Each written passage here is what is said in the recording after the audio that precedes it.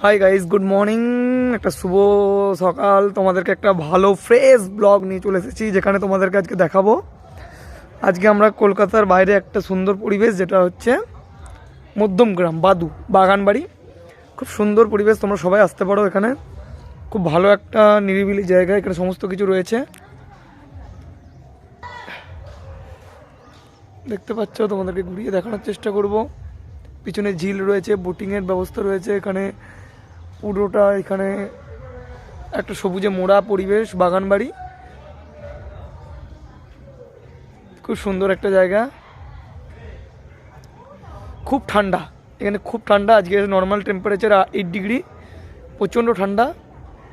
প্রত্যেকটা এইখানে এইগুলো আমাদের জন্য অ্যারেঞ্জমেন্ট করা রয়েছে বাড়ি।